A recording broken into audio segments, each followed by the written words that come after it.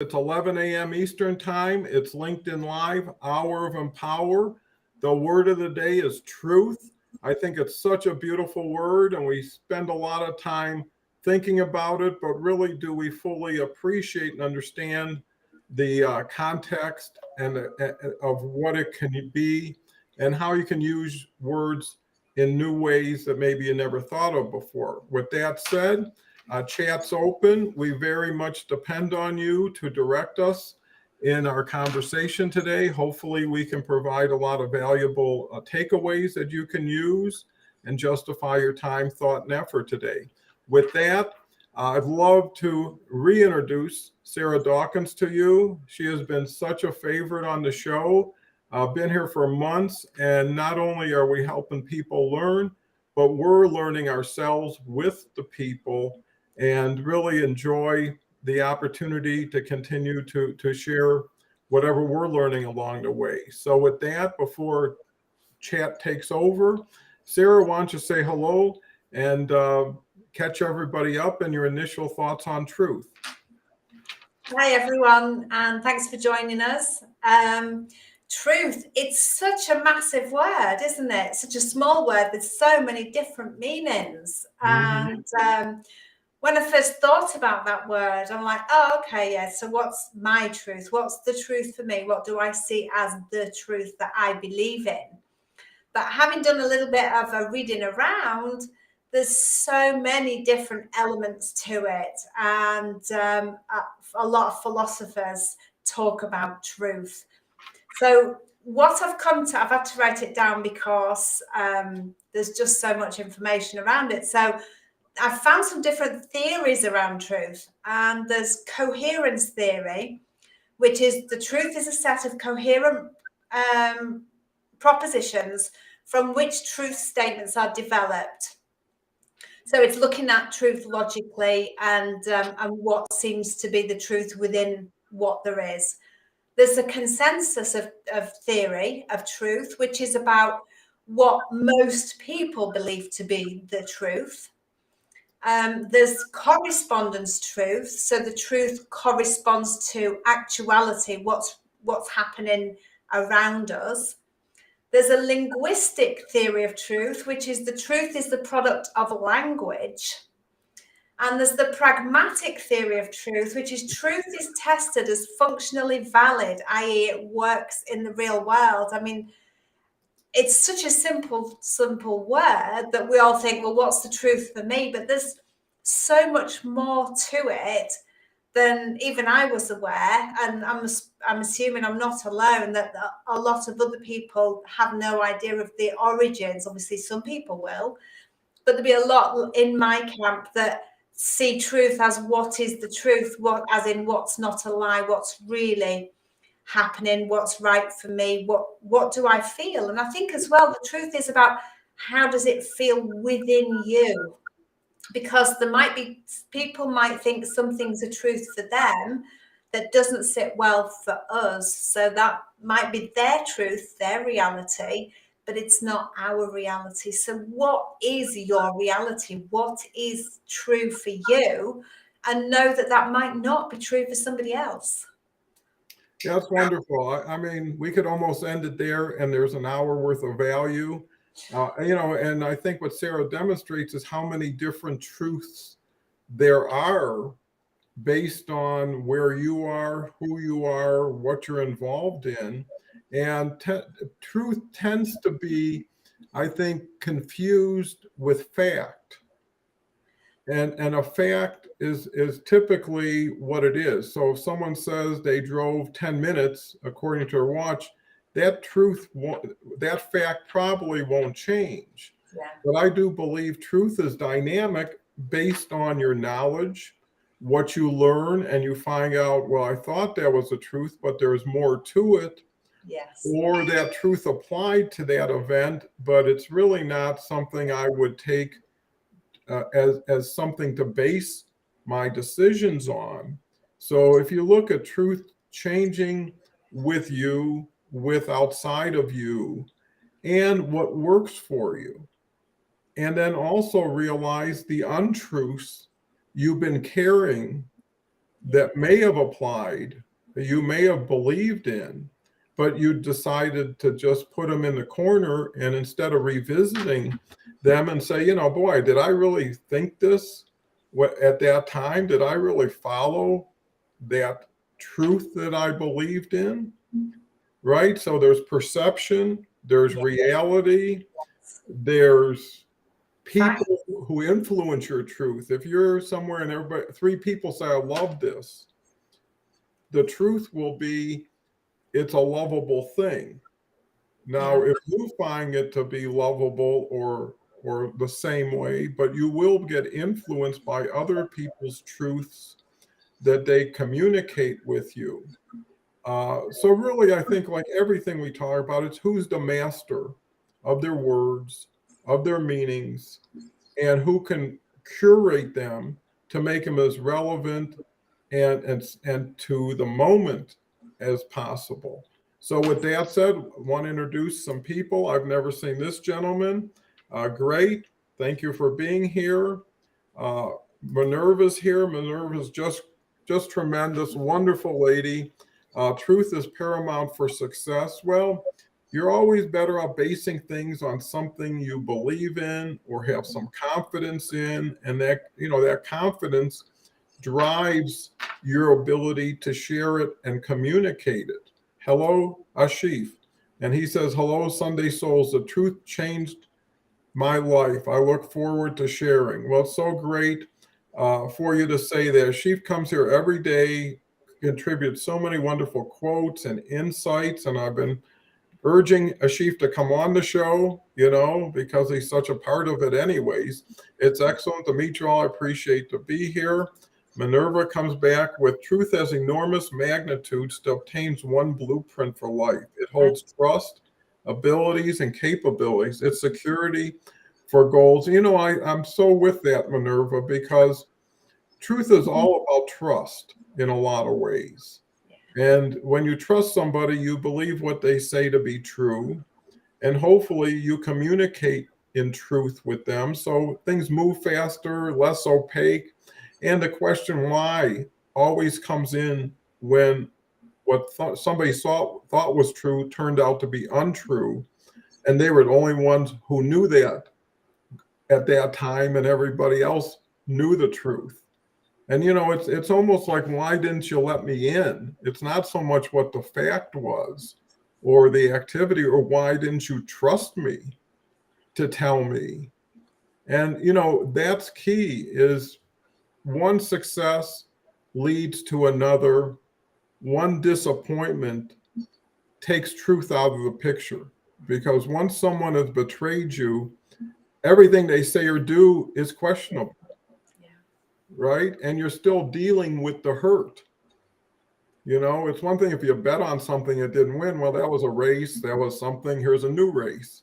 It didn't carry forward. So feelings and emotions obviously come into play. Sarah, what's your thoughts? It seems like you've got a lot of experience in truth telling and receiving. I want to go back to, was it Ash in the 50s and 60s did some experiments where there was a group of actors all in a room, and they brought one person in, and they drew lines on a board and said which one's the shortest line. I don't know if they numbered them, lettered them, whatever. And all the actors deliberately chose the same line that was not the shortest. It was one of the longer ones, to see what the person, the subject, would say. Would they tell the truth, or would they follow with the groupthink? And the majority of people followed with the groupthink because they didn't feel they could tell the truth that they thought was the truth, which was really the truth, the shortest line, because it was an experiment, which shows us that the truth is the truth. But people are not always likely to speak up or say it's the truth in a group of people if they are the only ones standing up. Now, that's not to say everybody will do that, because, you know, some people will speak out and say, no, actually, I think I'm seeing this as my truth. That line's the shortest, not that line that you've all said. So as well, being able to speak the truth or what's true for you depends on your own morals and values, but also on your own personality, because some people are more about the tribe, if you will, and want to fit in. So therefore will change their truths to fit in with the groupthink, whereas other people are not so tribe orientated. They're more about themselves and are able to speak up and say, actually, no, you're all wrong, because that's the shortest line. So it depends partly on your morals and values, but partly on your personality as well, whether you feel the need to fit in with others, to be able to not challenge what other people to say as the truth, or whether you're able to stand up and say, actually, no, that in my eyes, that's not the truth. This is the truth. So it depends on quite a lot of different factors. I mean, for me, I would stand up and say, my voice might tremble though, you know, when it's I'm challenging lots of other people, but I would stand up and say, for me, that's not my truth. That might be your truth, but it's not for me. And not everybody can do that. Yeah, I mean, you make up great points. I love that example of the group think. And what I start to see with talking and watching the comments is how much of an advocate for that certain truth are you? Right? If you just found out that it's true, they just reduced ice cream by 5 cents, right? And it's a fact, and maybe you love ice cream, is that relevant to sharing with someone else, or even going to the point of convincing someone else?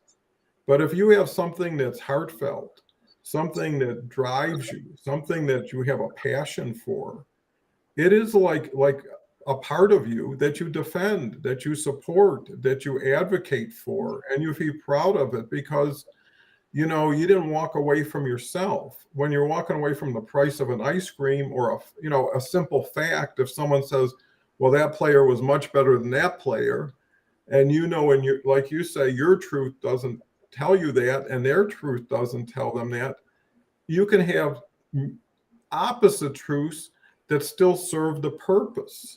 Yeah. Right? Because most people look at what is against something than what is something. Right? So not only do they assume this is my truth, this is what everybody needs to think, and this is what I'm going to make sure everybody hears.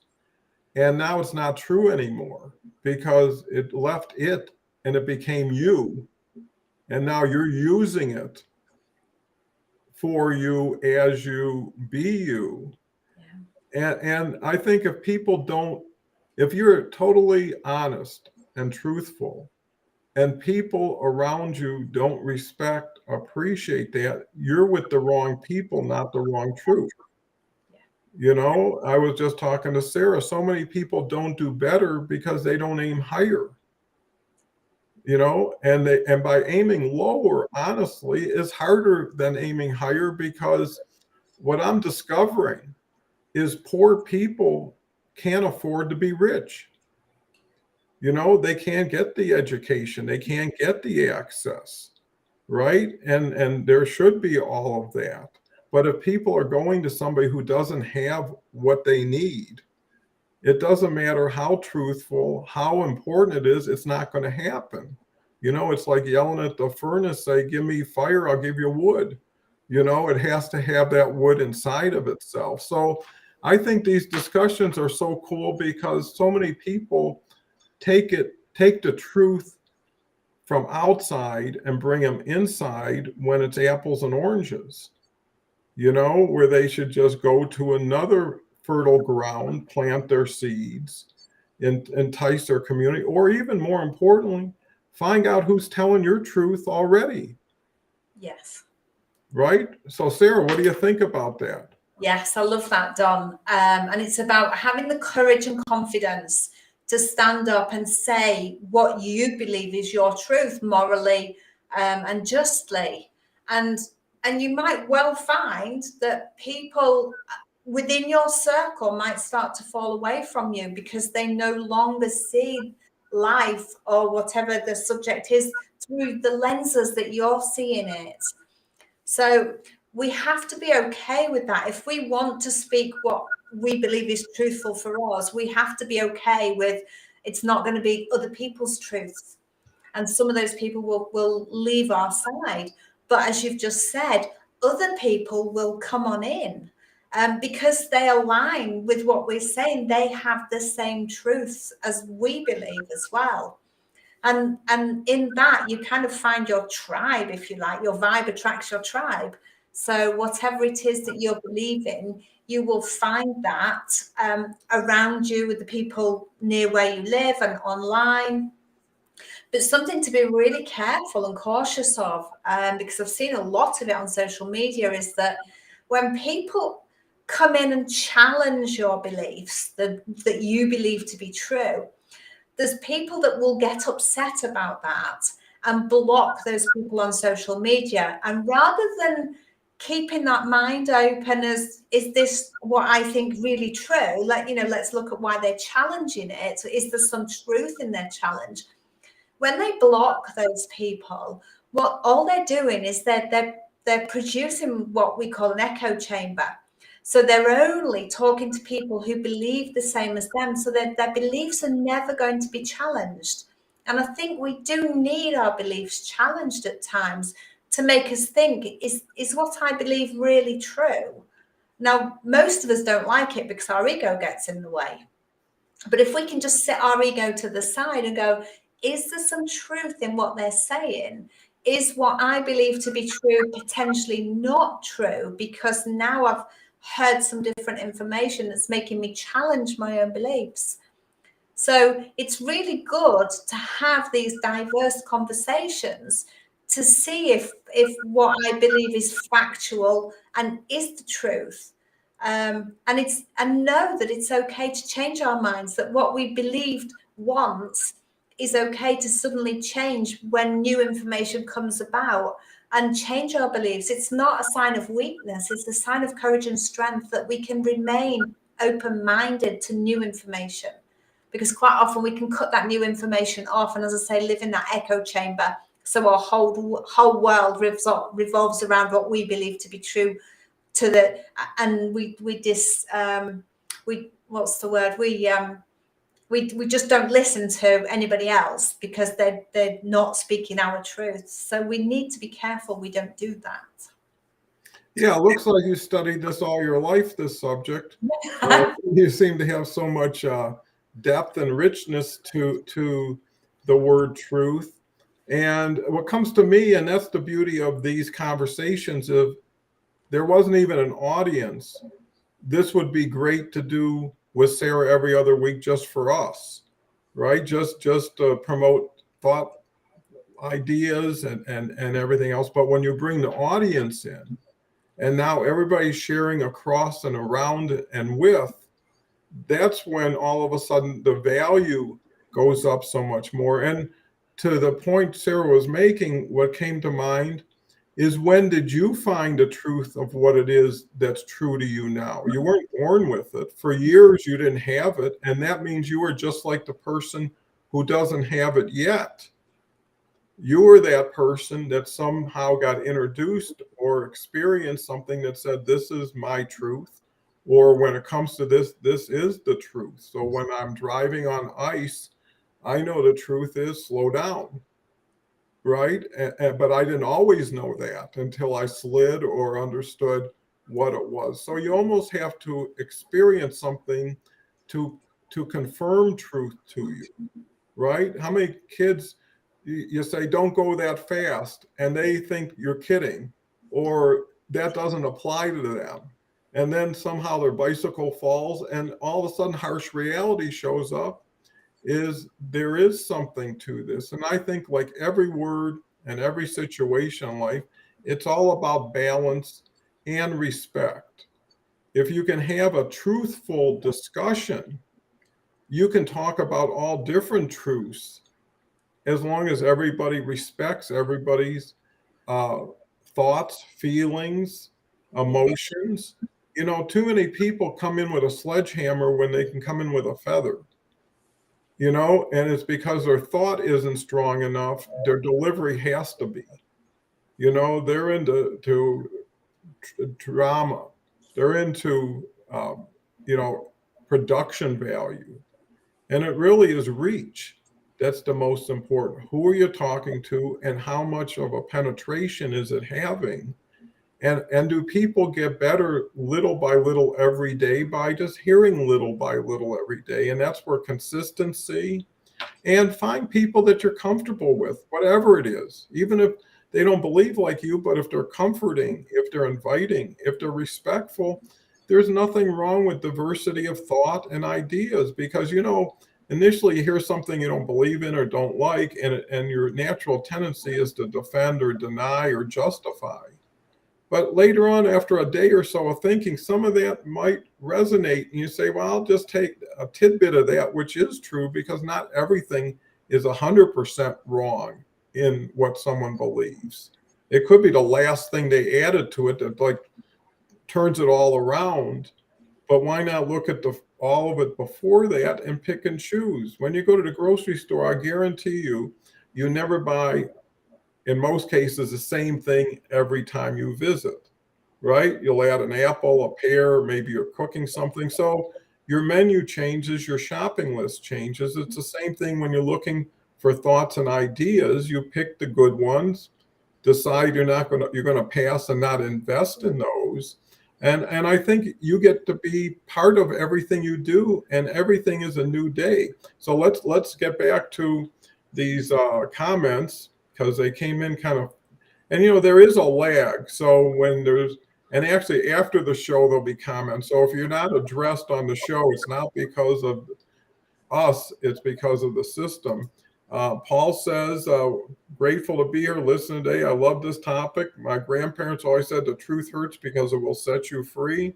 Yes. I love the truth, because I'd rather deal with what is than what isn't, and be straight with it. And how honest you are is how honest people around you are. The best lies are closest to the truth. Why lie? You know, and a lie is as good as the truth if no one believes it, you know, and vice versa. So, you know, the key is who are you talking with? How much do they appreciate you? And, you know, and if someone points out something that changes your mind, accept it. You know, when someone says, did you know this happened? Well, if I would have known that, I would have never thought that. Now that I know that, I'm going to think this, right? They're helping you. They're not criticizing you. And I think that's when you get feedback. Look at it. Who gave it to you? What was the intention of it? And someone took that time and thought to contribute something, at least give it an honest ear. Be honest, be real, okay? Paul comes back with, I do that all the time, Sarah, and I realize I would rather offend other people than lie to myself. Well, you're just setting the stage for more deception. You know, I always say as you get older, you need less of a memory if you always tell the truth, Yeah. right? Because if you're making up a story to this person and that person, usually ask yourself, why do you do that? Because you're insecure, you feel you're not good enough, you feel you got to put on some sort of image that, you know, no, everybody knows isn't, you know, and then you get honestly dishonest, and then you lose everything because you become irrelevant. You become just a distraction, you know, an interruption, you know, versus someone people can't wait to see, be with. Ashif says, if you tell the truth, you don't have, that's what I was just saying, for sure.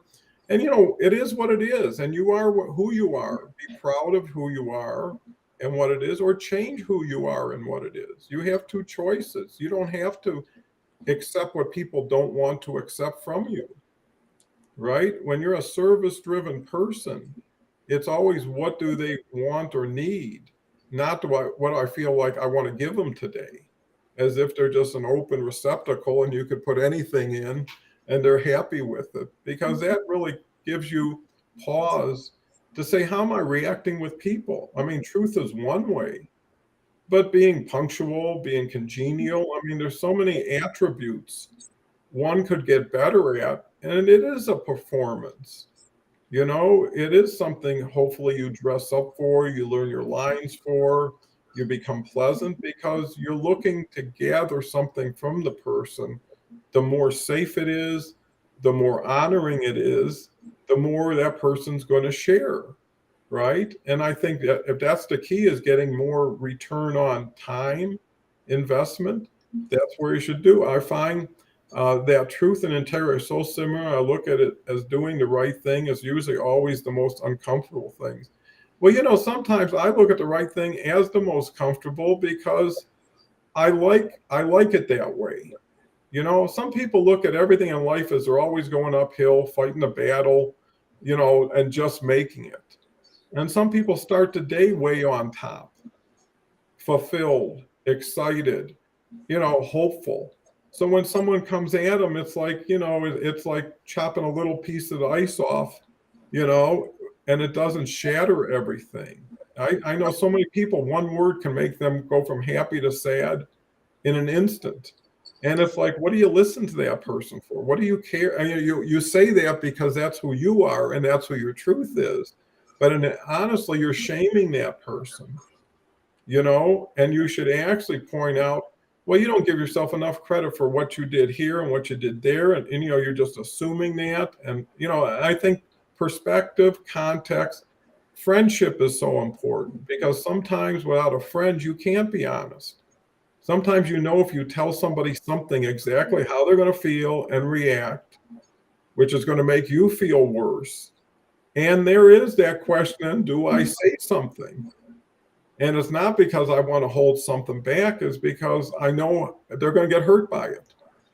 And that's another thing. I always found complimenting someone sincerely is so wonderful. But if you get too sincere and they're not worthy, if someone comes by and they're wearing the ugliest hat you ever saw, right? The truth would be to say, did you know my truth is this? And you would say, is this really serving that person? And you also have, just like anything else, you got a big drawer of presents. Well, but she is wearing a lovely belt, and I'll point that out, right? So what did you choose, the belt or the hat? And then what did you get? And that's your return on investment. Is I made someone happier. I made someone more excited. I made someone confident that that money they spent that they thought was too much for the belt now paid off for them, right? And I think that's what you can do is fill in.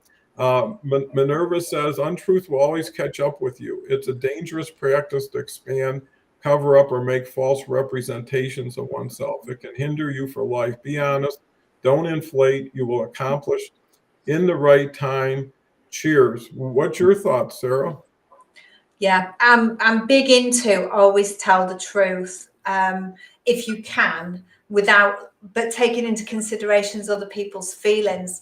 And I love that, because what you said about the hat and the belt, because I've been in that situation when I wasn't in a good place. I found it so easy to express my opinion negatively. So, in years ago when I wasn't in that good place, I would say, God, your hat's awful. Whereas as I started to do a lot of healing and came out of that dark place, I would then look for something to praise rather than look for something to have a negative opinion, because we all have opinions, but do we need to share our opinions? Whereas if we say something pleasant to somebody, it could make their whole day. They might have had an awful day and we come along and go, God, I love your belt, that's really beautiful.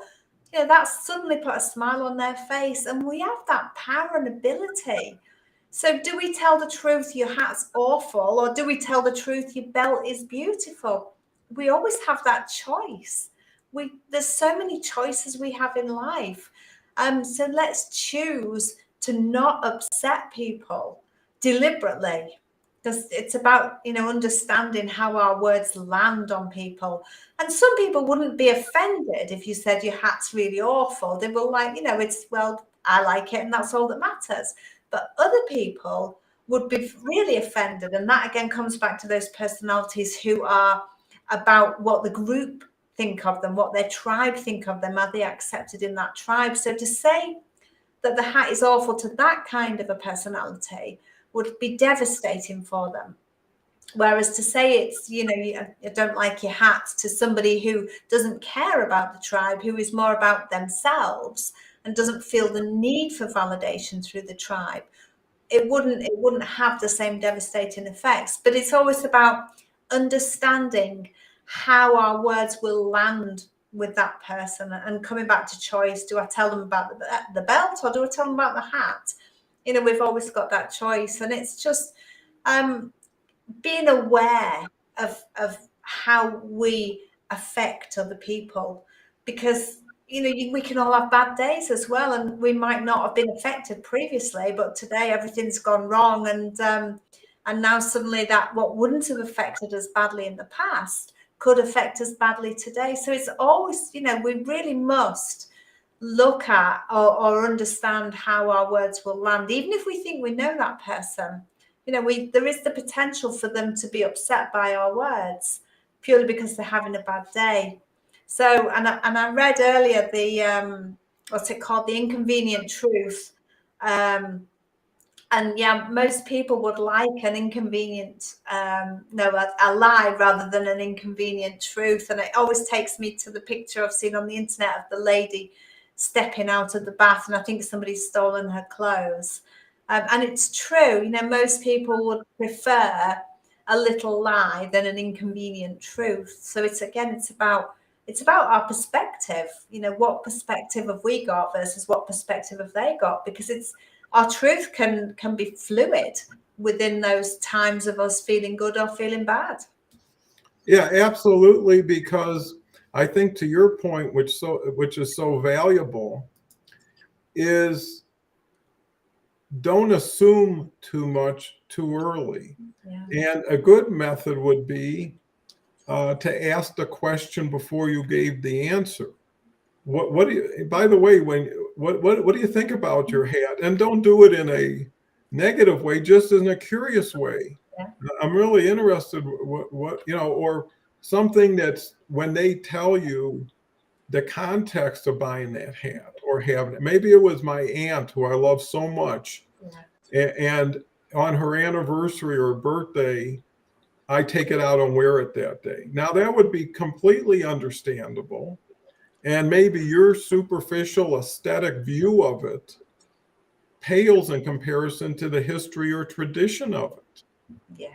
Right? And at least, if they say, I know it's awful, but I wanted to wear for this, and there's nothing more to say. And if they think, hey, this is my treasured hat, I love this more than anything.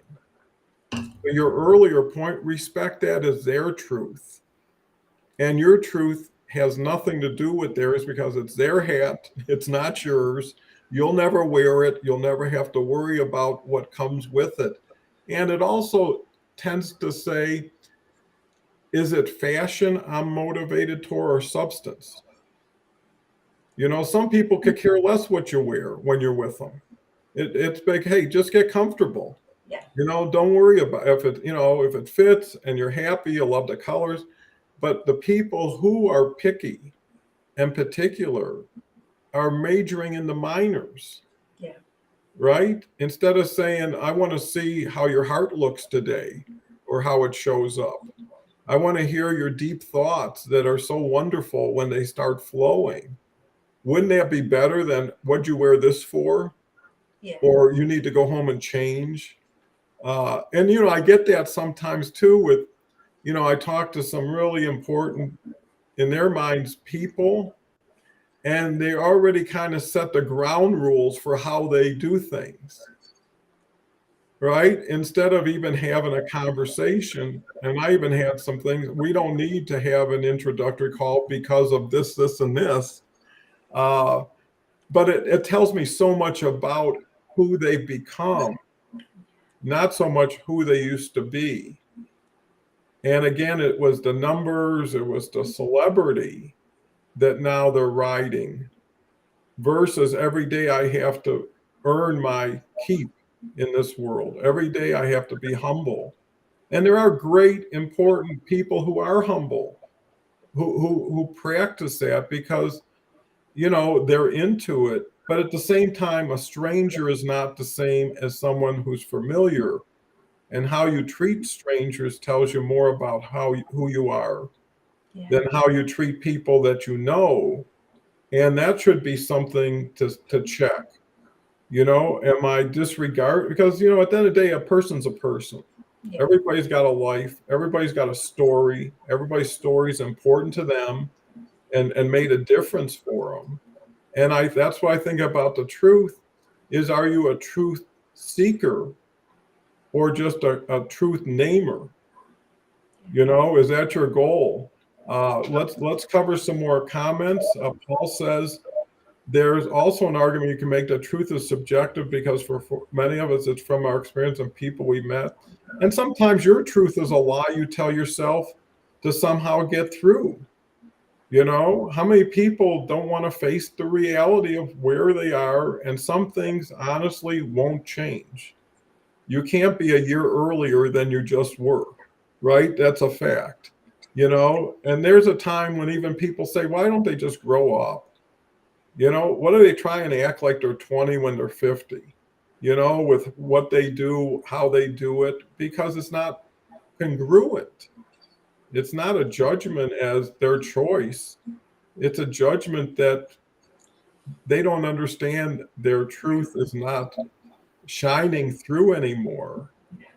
Go, Sarah. What's your thoughts on that? Yeah, absolutely, Don. And every day is different for everybody. And I like what you said about, their truth could be a lie, because it gets them through.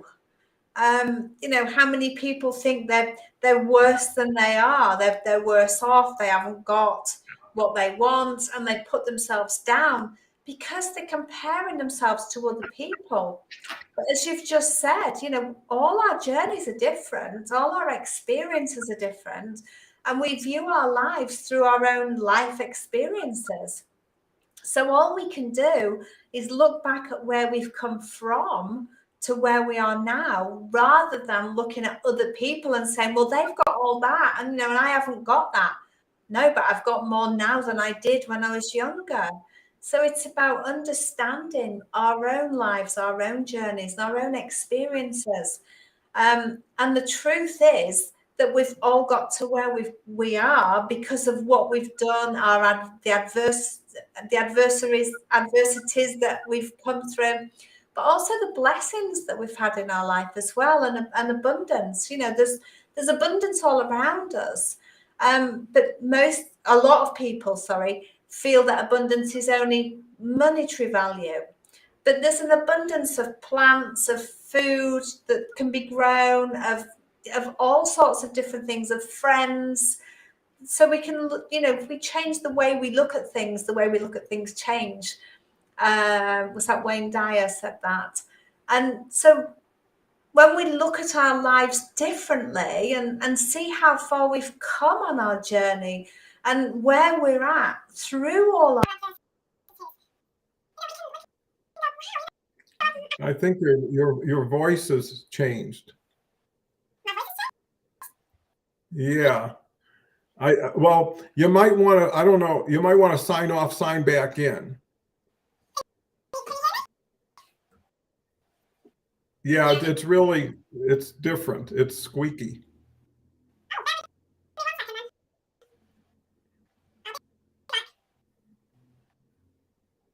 Okay. Well, sure. I'm sure Sarah will be back. I love this conversation. I think we're covering so much important ground. And let me go through the audience really quick while we're waiting for Sarah to pop back in. Here she is. Hi, Sarah.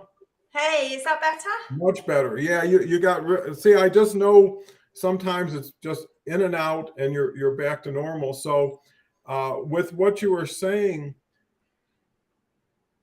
I think the most important word that can go with is empathy. Yeah. Right? When someone tells you their truth, and you know it to be true, but it has so much challenge to it. Yeah. That's not a time to change the person's thought. It's a time to support the person's thought. And that's why I always come up with that feel, felt, found. You know, I know how you feel. I felt the same way, and then I found out about this. And the other thing is, what you may think is your truth, I don't see that in you. To Sarah's earlier point, I see you doing so much in this area and so much there and so much there, and that's why I don't align with. But I know it's your truth. I know it's your feeling, and I respect that. And I know it's not easy.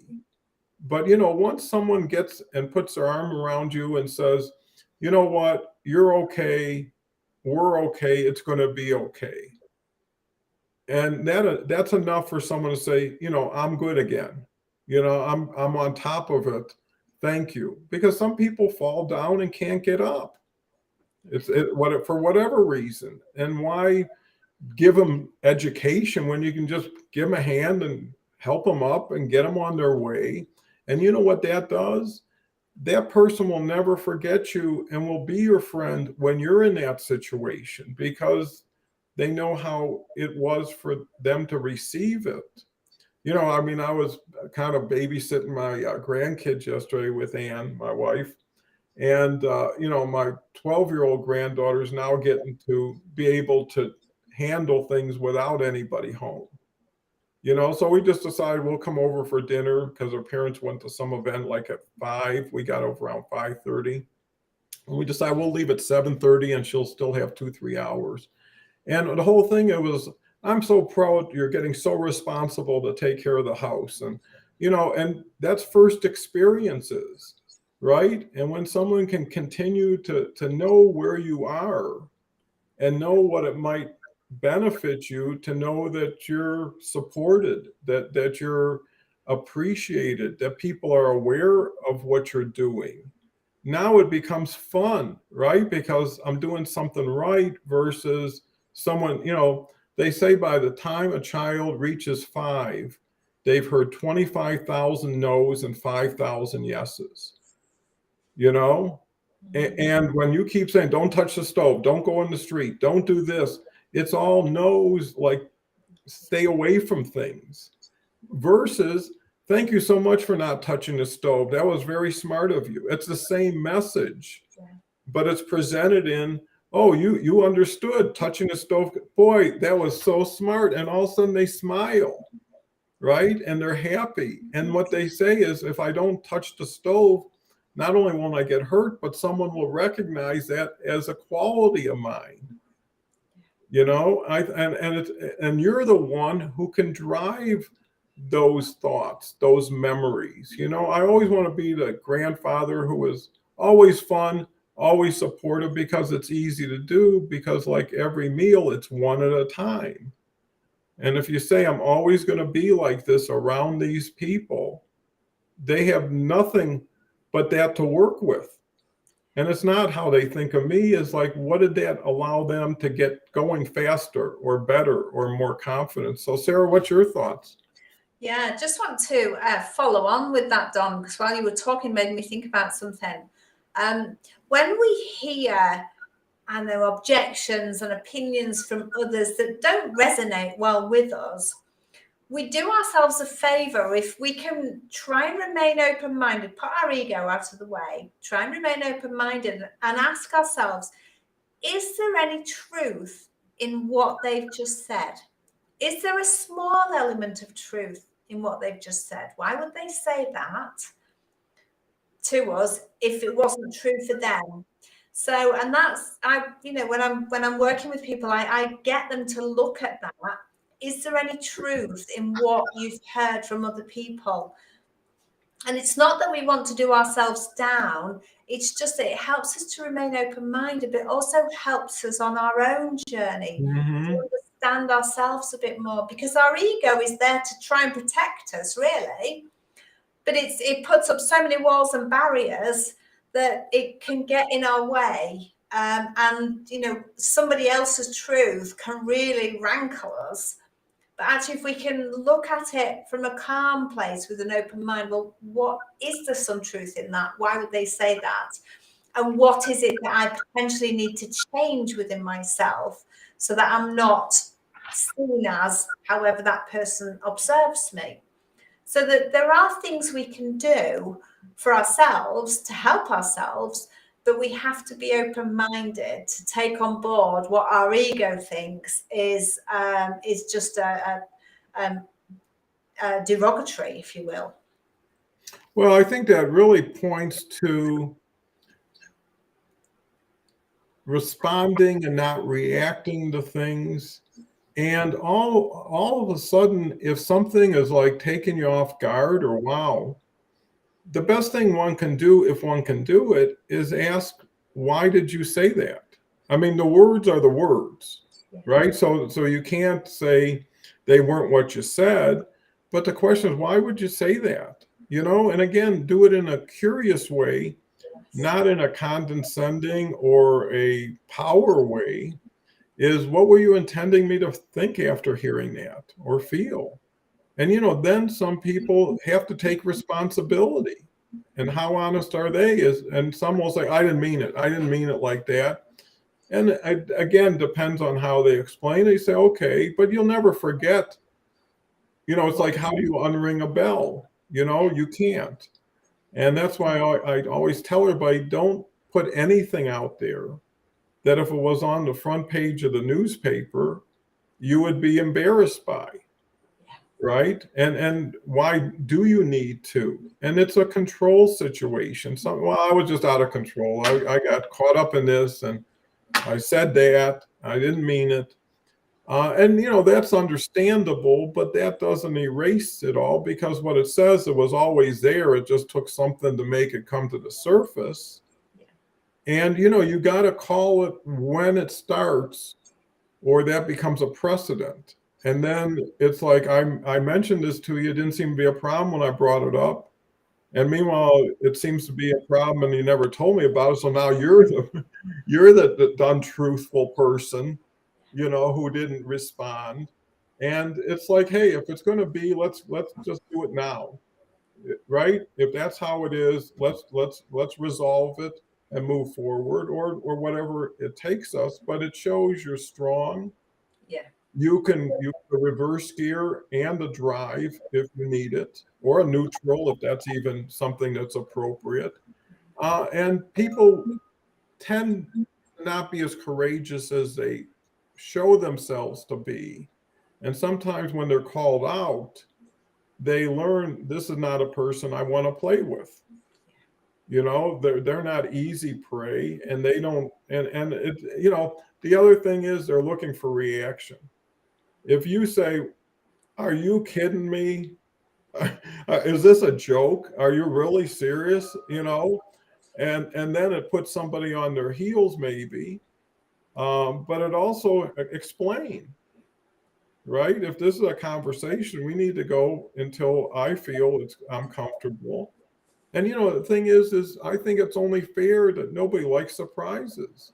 No. It's like, hey, if there's something, get it out front, you know, and share it. And if it doesn't work, then it's probably not going to work later. You're not going to build some goodwill and then cover it up or compensate for it. And then, you know, you have to, at the end of the day, no matter who, be yourself and be proud of who you were that day or not. And I think that's important. And, you know, if people give you up, you weren't much to begin with, especially if it's just on sharing words, you know. Paul comes back with, I remember doing I didn't invite anyone because it was to use it as therapy for me with the scrolls, and people still showed up. We always think no one can relate to our truth until we put it out there. Well, no one should be the reason for your truth. Popularity doesn't justify being false to yourself. You know, what was it in some play? You can't be true until you're true to yourself, you can't be true to anybody else. And it's the same thing. A naked truth is better than a dressed up lie.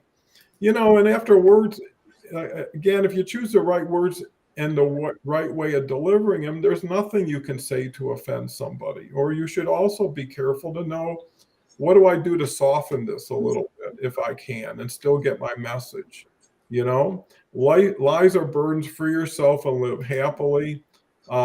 Truth doesn't mind being questioned. A lie does not like being challenged. That is so smart, Ashif. And it is what it is. And I think if everybody just deals with what it is as it is, then you're not starting with something out of the ordinary. Then we've got Maria. Maria's here. Maria's here almost every day. Ashif, a why to me once, a why creates a life, together for life. Okay, that's a little bit more compounded. Ashif says, oops, a wise man once told me. Minerva says, Sarah, we have the human blessings to enhance others by lifting their negative picture of life, the little positive attributes we see in them that will change how they perceive themselves, affect change. So right with it, Minerva. One of the greatest gifts of humanity is humility. We're not perfect. I love being modest and humble.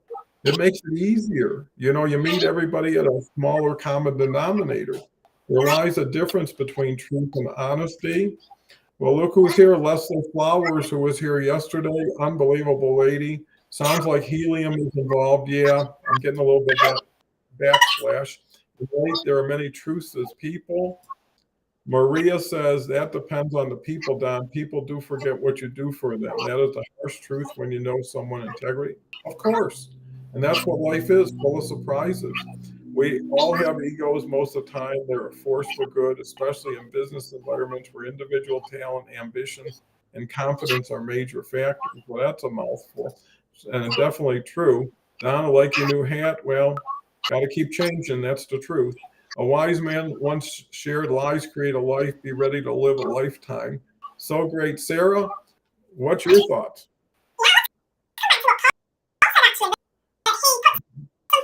No, I think you got to sign off and sign on again. It got weird. Like Leslie says, like helium. But you'll be back.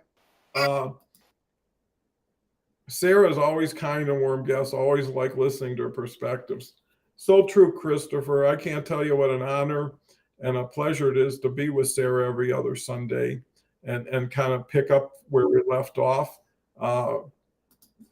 I think we'll get enough in this for the last 8 minutes, Sarah. So say something to make us believe. Oh, how weird is that?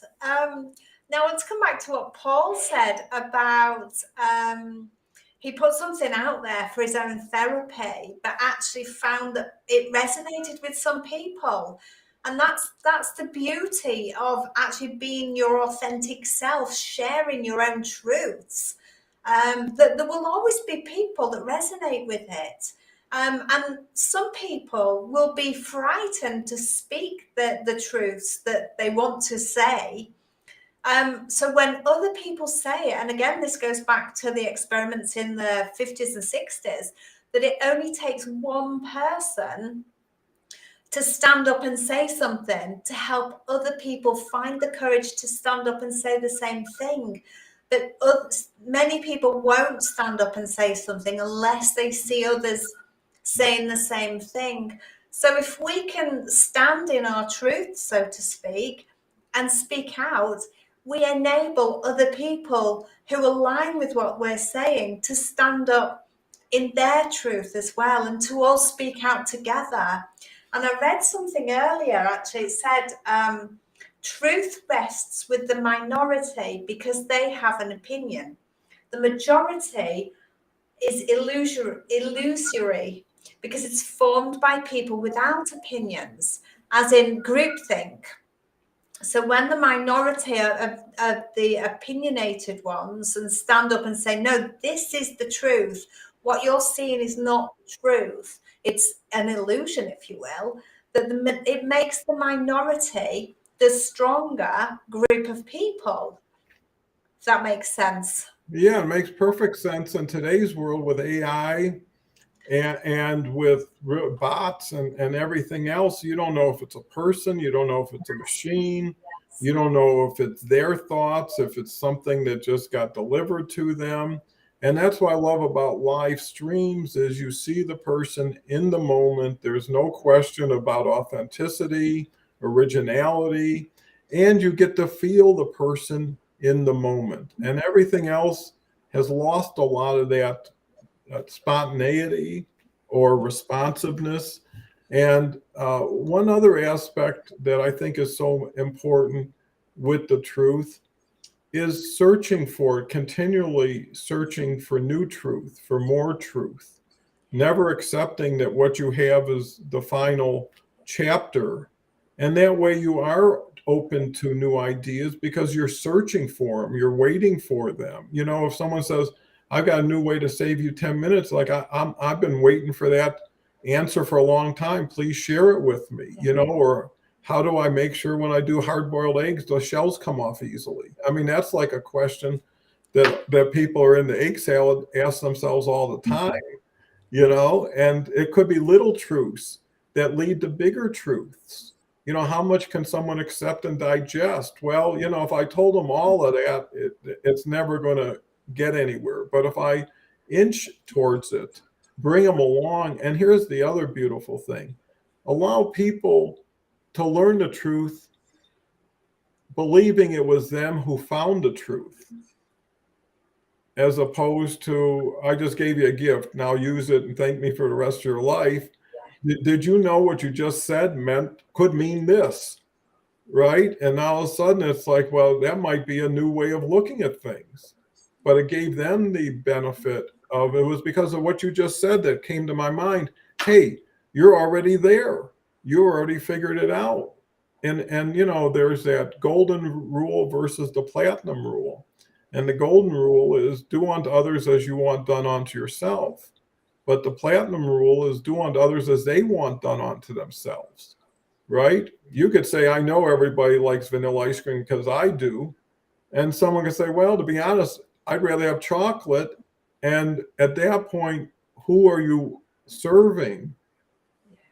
Right? And that's why asking the question, well, you know, just like a little kid, if you come home upset, somebody said, what can I do to make you happy? Can we sit down and play cards for a little while? Or can we have a glass of milk and some cookies?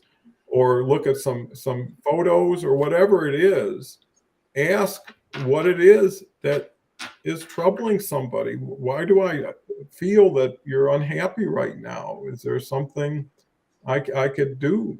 You know, and I think at that point, your intent is clearly put up front before your observation or your direction, right? And another thing is be grateful for whatever comes out of it when you leave them, right? They might have got all the benefit and support, but thank you for including me. Thank you for trusting me with that. It meant so much. And all of a sudden they get a double win. They might have fixed an issue, but now they found someone who found them be beneficial and rewarding, you know, and it could be the little things. I mean, there's older people who can hardly do anything, right? But maybe they knit, you know, and what they knit becomes who they are.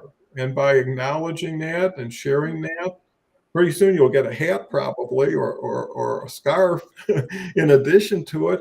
But how do you walk out of wherever you came from with a bigger smile yourself and say, hey, everybody ate like it was a feast today, you know? Sarah, I know we're coming up on final words. Let's cover really quickly wherever we are. Let's go to, I'll just start at the bottom and work my way up.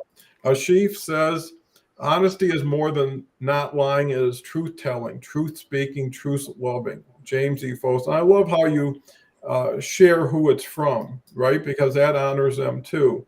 Wow, such wisdom, truth. So true, Christopher. Christopher says, oh my goodness, that was kind of funny, actually. Well, you know, that's part of the live stream is the spontaneity of anything can happen. And it does, you know, and it's actually coming back. So we're good to be ending the show. Honesty is better than sugarcoat. Okay. You know, and I hope everybody takes something away from this to see how truthful are you? How do you embrace other people's truth? And how you can then extend this to other words and use the same process. A wise man once shared, wise create a life, be ready to live. Okay, I think we covered that. Christopher likes my hat. Great. It's always good to change. And with that, Sarah, we're at top of the hour. If your voice is okay. Why don't you just share last thoughts? No, it's not. So before signing you off, I'll say goodbye for you while you can still stay on the screen. And you know, Sarah's laugh at the end made the whole show worthwhile. So if you can get so many valuable benefits, it warms my heart, makes me smile. So with that said, come back in 23 hours. I'll tell you who we have. Tomorrow is Debbie Clement again. She was just great the other day. And we'll see you next week. So with that, have a really honest, truthful week ahead of you, and look forward to hearing your results from our takeaways today. Thank you so much. Take care.